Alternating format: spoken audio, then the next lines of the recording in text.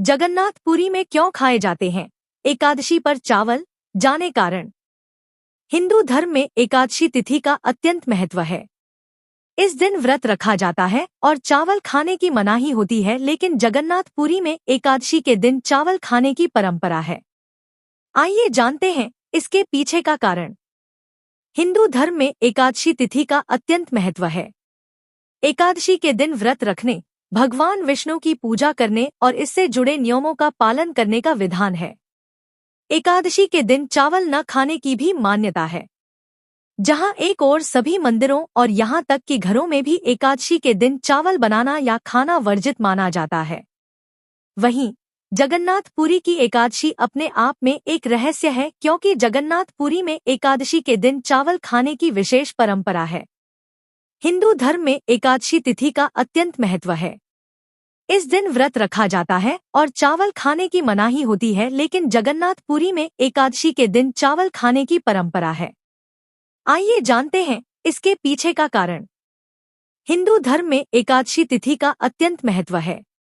एकादशी के दिन व्रत रखने, भगवान विष्णु की पूजा करने और इससे जुड़े नियमों का पालन करने का विधान है। एकादशी के दिन चावल न खाने की भी मान्यता है। जहां एक ओर सभी मंदिरों और यहां तक कि घरों में भी एकादशी के दिन चावल बनाना या खाना वर्जित माना जाता है, वहीं जगन्नाथपुरी की एकादशी अपने आप में एक रहस्य है, क्योंकि जगन्नाथपुरी में एकादशी के दिन चावल खाने की विशेष परंपरा है। ज्योतिष एक्सपर्ट डॉ राधाकांत वत्स से जब हमने इस बारे में पूछा तो उन्होंने हमें बताया कि जगन्नाथपुरी में एकादशी उल्टी लटकी हुई है, यानी कि यहाँ अन्य स्थानों से विपरीत एकादशी के दिन चावल खाने का खासा महत्व है। तो चलिए जानते हैं इस बारे में। एकादशी तिथि को लेकर यह माना जाता है कि व्यक्ति ने एकादशी का व्रत रखा हो या न रखा हो, लेकिन उसे एकादशी वाले दिन चावल ग्रहण नहीं करना चाहिए। इसके पीछे की मान्यता यह है कि जो भी व्यक्ति एकादशी के दिन चावल खाता है, उसे रेंगने वाले कीड़े की योनि में अगला जन्म मिलता है।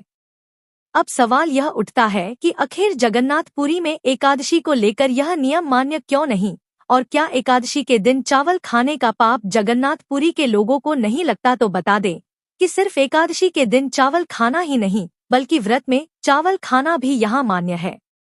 इसके पीछे एक पौराणिक कथा, जिसके अनुसार एक बार ब्रह्मा देव स्वयं जगन्नाथपुरी भगवान जगन्नाथ का महाप्रसाद खाने की इच्छा से पहुंचे, लेकिन तब तक महाप्रसाद समाप्त हो चुका था।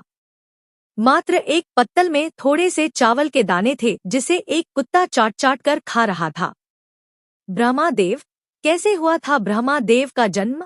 भक्ति भाव में इतने डूब गए थे कि जगन्नाथ भगवान का महाप्रसाद खाने की लालसा में उन्होंने उस कुत्ते के साथ बैठकर ही चावल के बचे कुचे चावलों को खाना शुरू कर दिया। जिस दिन यह घटना घटित हुई, उस दिन संयोग से एकादशी थी। ब्रह्मादेव का भक्ति भाव देख जगन्नाथ भगवान स्वयं प्रकट हुए और ब्रह्मादेव को इस तरह बिना किसी ऊंच नीच के कुत्ते के साथ उनके महाप्रसाद का चावल खाते देख बोले कि आज से मेरे महाप्रसाद में एकादशी का नियम लागू नहीं होगा।